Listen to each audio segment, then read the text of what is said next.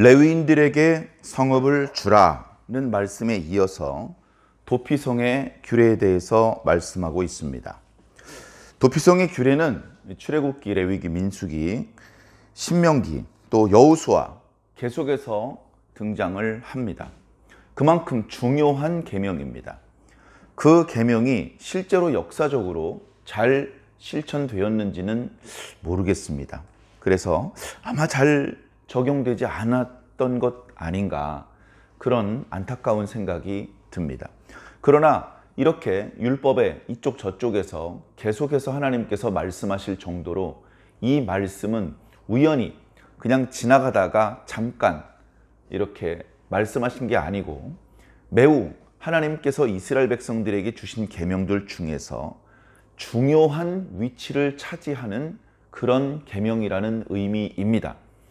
그래, 오늘 말씀만 읽어보면 6개 성읍을, 요단강 동쪽에 3개 성읍을, 요단강 서쪽에서 3개 성읍을 도피성으로 지정하라, 이제 이렇게 말씀을 하셨는데, 오늘 말씀만 보면 이제 어느 성읍이 도피성읍이 될지 모릅니다. 그리고 그냥 일반 이스라엘 백성들의 성읍을 도피성으로 지정하라는 말씀인지, 아니면 우리가 어저께 묵상했던 레위인들에게 주라고 하셨던 그 성읍 중에서 도피성으로 삼으라는 말씀인지 오늘 말씀만 보면 확실치 않죠. 그러나 우리가 이제 어제 묵상했던 말씀의 6절에 보면 너희가 레위인에게 줄 성읍은 살인자들이 피하게 할 도피성으로 6성읍이요 그 외에 42성읍이라. 그러니까 레위 사람들한테 모두 48개 성읍을 주라. 근데 그 48개 성읍 중에서 6개는 도피 성읍이 될 것이다, 이렇게 이미 말씀을 하셨어요. 그리고 땅을 많이 분배받은 자는 레위 사람들한테 많이 내어준다, 이런 말씀을 하셨잖아요. 나중에 보면 이제 아시겠지만 평균적으로 한 지파에서 4개의 도피성을 이렇게 내놓습니다. 그래서 이스라엘 12지파가 4개의 그러니까 레위인들을 위한 성읍을 내놓으면 48개가 되죠. 그러나 땅을 좀 많이 분배받은 그런 지파도 있고, 조금 지파의 인구 자체가 줄어들어서 없어져가는 그런 지파도 있기 때문에 엄밀하게 무조건 4개씩이다 이렇게 하지는 않습니다. 유다 지파는 8개 성읍을 레위인들에게 내놓습니다. 시므온 지파는 1개의 성읍을 레위인들에게 내놓습니다. 그렇게 해서 어쨌든 48개 성읍이 레위인의 성읍이 되고, 그 중에 6개 성읍이, 아직 그 6개 성읍이 어느 성읍이다, 그렇게까지는 아직 말씀하지 않고 있습니다. 왜냐하면 아직은 땅을 차지하지 않았기 때문에. 그것은 저 뒤에 여호수아 말씀을 이제 해주실 때 그때 구체적으로 어느 성읍이 도피 성읍이 될 것임을 말씀해 주십니다. 자, 그래서 도피성에 대한 규례가 조금 더 적극적으로 구체적으로 나오는데, 자, 이 도피성읍은 너희를 위한 것이다, 너희들을 위한 것이다 라는 그런 분명한 선언적인 말씀이 먼저 나옵니다. 그리고 이 도피성은 너희들이 살면서 부지 중에, 그러니까 실수로 또는 의도하지 않았는데, 어떤 악심을 품거나 미워하지 않았는데, 죽일 의도나 계획이나 미워하는 마음이 없었는데도 사람을 죽일 수 있거든요. 그런 일이 흔하지는 않겠습니다만, 예를 들어서 도끼로 나무를 이렇게 찍고 있었습니다. 근데 이제 도끼자루하고 도끼 쇠 부분이 잘 결속이 되어 있지 않아서 도끼를 휘두르다가 그 쇠덩어리 부분이, 아주 위험한 쇠덩어리 부분이 그 도끼 자루에서 빠졌어요. 그래서 그게 공중을 날아가다가 지나가는 사람에게 우연히 맞아가지고 그 사람이 죽었습니다. 죽일 마음이 전혀 없었어요. 죽일 마음이 있었더라도 그런 방법으로 죽이진 않습니다. 그건 매우 의도적으로 그런 방법으로 죽이는 건 어려운 방법이죠. 자, 그러나 어찌되었건 사람이 죽었고 어찌되었건 내가 죽였습니다. 자, 이런 경우에 그 죽은 사람의 가족들은 자신의 가족을 죽인 사람을 찾아서 복수를 하게 되어 있습니다. 그것이 당시의 율법입니다. 그래서 뭐 뒤에 피의 보복자 이런 표현도 나오는데요. 자, 이 보복자라는 그렇게 번역된 말이 원래는 고엘이라는 단어입니다. 기업을 무르는 자 뭐 이런 표현도 있고요. 자, 그래서 이 고엘은 구약 성경에 크게 세 가지의 기능이 있습니다. 첫 번째는 자기 친족의 재산을 지키는 일을 합니다. 자신 친족의 재산이 다른 족속에게, 다른 지파에게 넘어가지 않도록 가장 가까운 친족이 그 빚을 대신 갚아주어서 그 재산이, 그 기업이 계속해서 그 집안에 보존될 수 있도록 해주는 그런 의미가 하나 있습니다. 두 번째 의미는 자기 집안의 혈통이 유지되도록 하는 그런 책임이 있는 것입니다. 대가 끊어질 경우에, 형사 취수를 해서 안 될 경우에, 그죠? 자기 남편이 죽어서 대를 이을 수 없을 때 남편의 형을 또는 사촌을, 아무튼 그 가까운 친족 중에서 대를 이을 수 있도록 하는 그런 책임이 있는 것이죠. 그리고 마지막으로 억울하게 죽임을 당했어요. 고의적이었던 고의적이 아니었던 멀쩡한 자기 친족이 전쟁 중에 또는 병들어 죽은 것도 아니고 누군가에 의해서 죽임을 당했다면 그 슬픔과 분노가 무척 클 것입니다. 그렇게 자신의 잘못 또는 질병, 전쟁 이런 것이 아닌 이유 때문에 죽어서 피를 흘리면 땅이 더러워져요. 뒤에 나옵니다만 땅이 더러워진다고 하는, 어떻게 보면 약간 신앙적인 그런 표현을 합니다. 자, 그러면 땅이 더러워진 채로 내버려 두면 그 땅은 저주를 받습니다. 저주를 받은 땅은 이렇게 목축을 하거나 농사를 짓기에 부적합한 땅이 됩니다. 이제 그러면 안 되기 때문에 그 땅의 더러워짐을 씻어야 되는데 물로 씻는 게 아니라 살인을 저지른 사람의 피를 그 자리에 한 번 더 뿌려야 됩니다. 그렇게 함으로 해서 그 부당함을 배상하는 것이죠. 그리고 그 더러움을 정화시키는 의미가 있습니다. 마치 이스라엘 백성들이 죄를 지었을 때에 그 죄 때문에 번제단이 더러워지면 속죄 제사를 통해서 짐승의 피를 받아서 그 속죄 제단 뿔에 바르고 사막에 뿌립니다. 그런 방법으로 그 죄를 씻었던 것과 마찬가지로 가해자, 살인자의 피를 그 자리에 흘리게 만들어서 그 땅의 더러움을 씻어내야 되는 것이죠. 그 살인자는 아무나 죽이면 안 됩니다. 그러면 또다시 살인이 성립이 되기 때문에 또다시 보복자의 죽임을 당해야 되는 그런 복잡한 상황이 될 수 있습니다. 그러니 다른 사람이 죽이면 안 돼. 그 억울한 죽임을 당한 사람의 가족들이나 친족들, 그 사람들을 보복자라고 말하면서 그 보복자가 죽여야 돼. 살인자는 보복자가 죽여야만 그 살인자를 죽인 죄를 피할 수가 있다. 그것이 당시에 하나님께서 주셨던 계명입니다. 자, 그런데 상황이 좀 복잡합니다. 죽일 마음이 없는데 죽였어요. 난 저 죽은 사람 이름도 모르고 죽일 생각이 전혀 없었어요. 그러나 실수로 어쨌든 내가 죽였어요.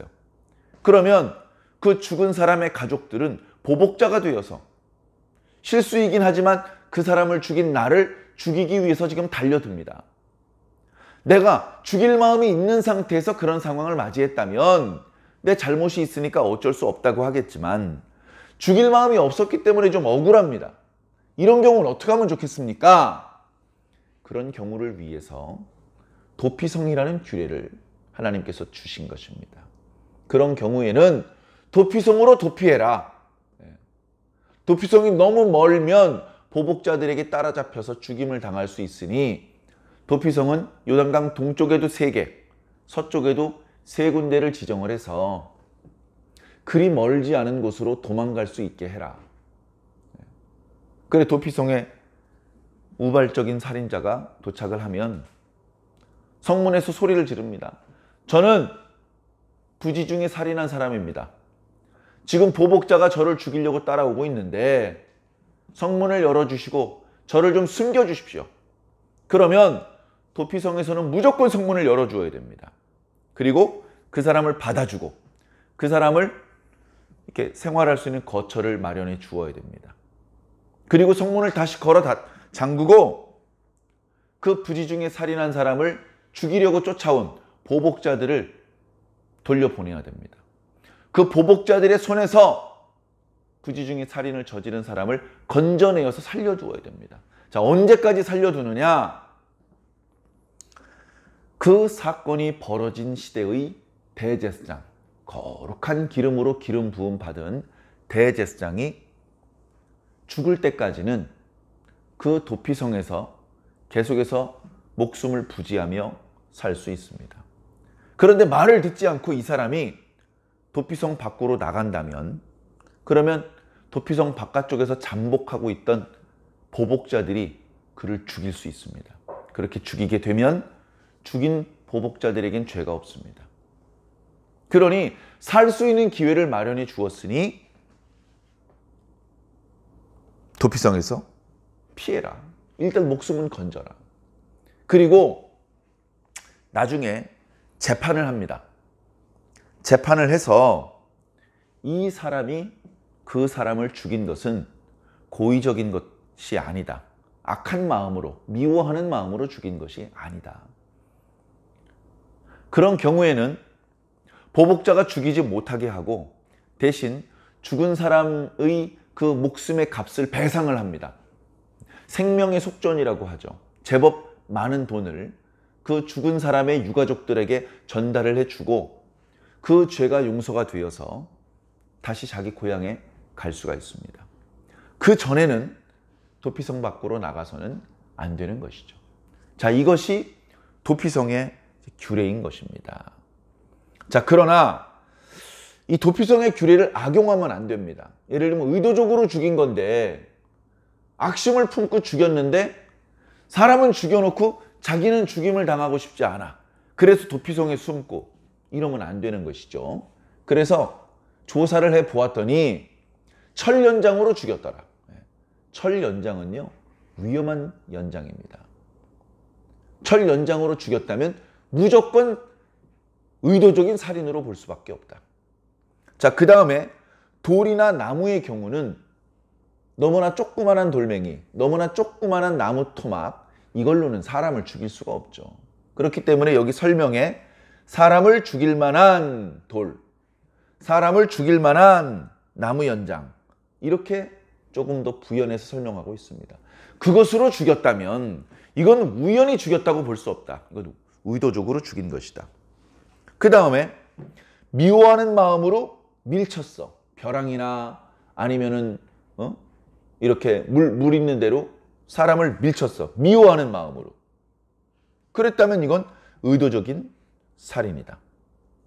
그 다음에 저 뒤에 보니까 기회를 엿보고 있다가, 숨어 있다가, 매복하고 있다가 상대방에게 뭔가 던졌어. 뭐 농기구를 던졌는지 뭐 돌멩이를 던졌는지 모르겠는데 그런 방법으로 거기에 맞아서 죽고 그거에 맞아서 쓰러졌는데 벼랑으로 떨어져서 죽고 이렇게 되면 이것도 의도적으로 죽인 것이다.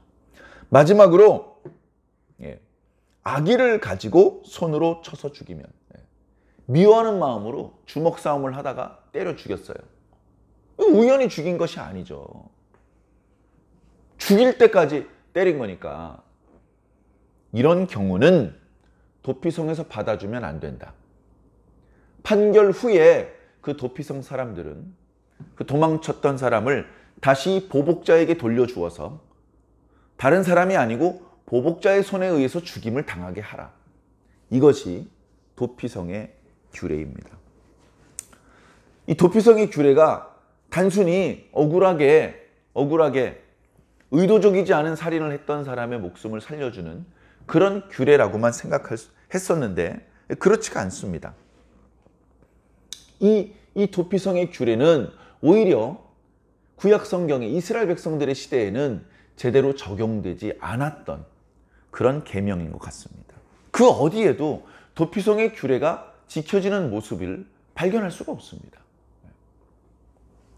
자, 그런데도 불구하고 계속해서 도피성의 규례에 대해서 말씀해 주시고, 그리고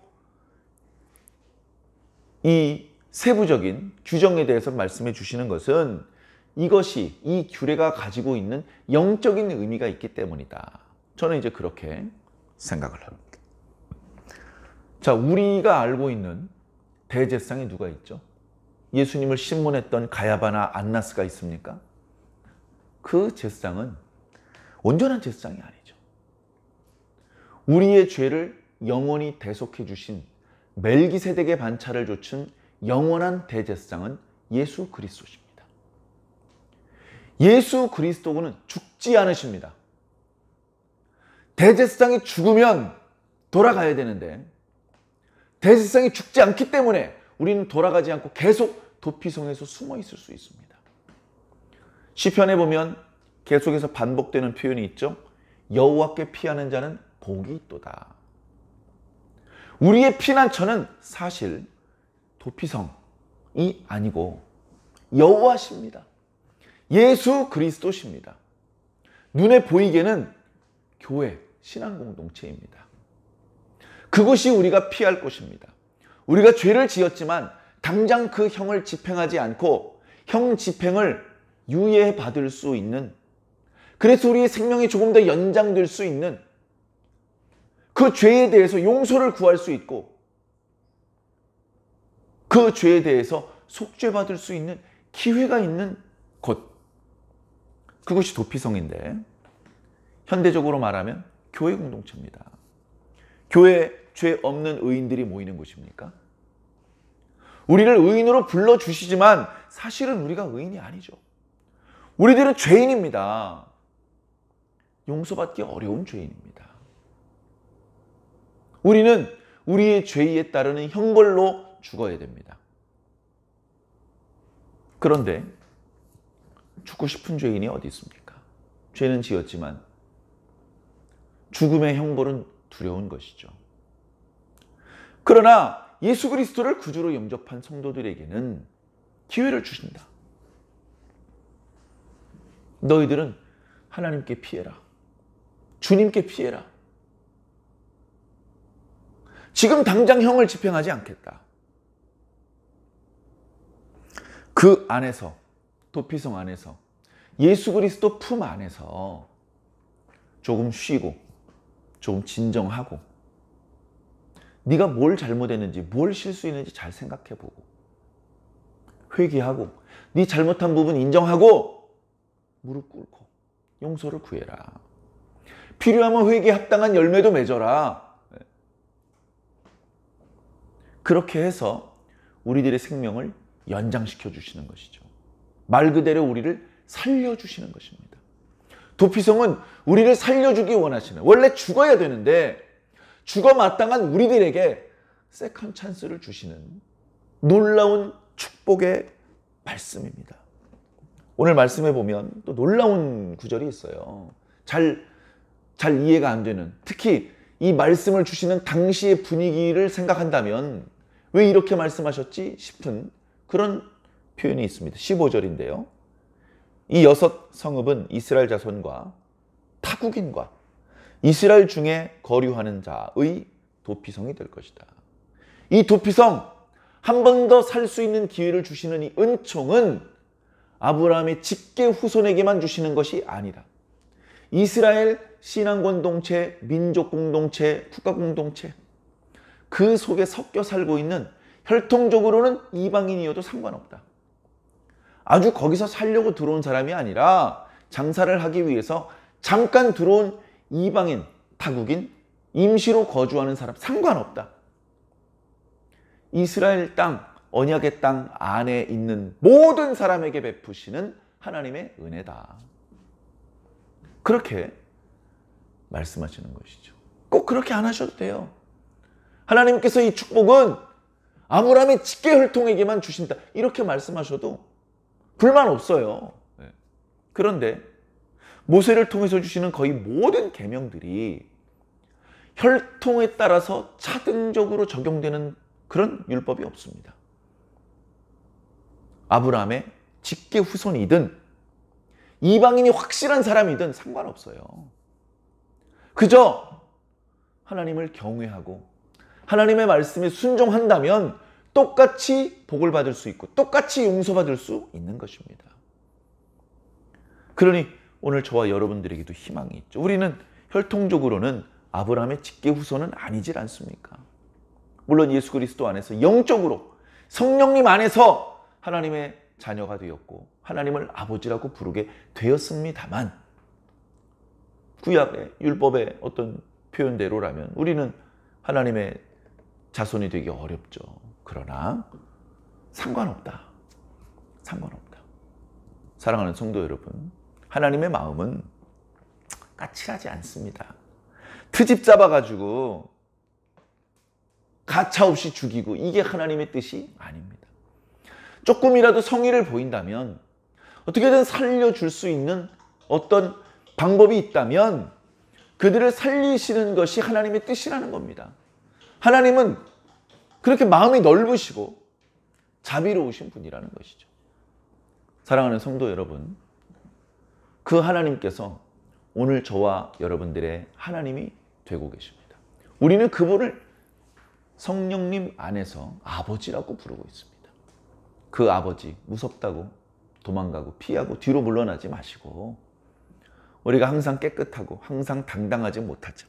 때로는 더럽혀져 있고 때로는 고장나 있고 때로는 우리들의 어리석음과 모자람이 드러나 있고 때로는 실수하고 범죄한 그런 상황도 있을 수 있습니다. 그러나 어떤 상황이든지 뒤로 물러나지 말고 하나님 앞에 나아가시기 바랍니다. 예수 그리스도 믿고 담대히 그 은혜의 보좌 앞으로 나아가신다면 은혜를 입을 수 있을 것입니다. 구약시대에 주셨던 이 하나님의 계명이 오늘 우리들에게까지 계승되어서 그 은혜가 계속해서 이어지는 것이죠. 오늘도 그 하나님의 은혜의 혜택을 받는 저와 여러분들이 꼭 되기를 예수님 이름으로 간절히 축원합니다. 아멘.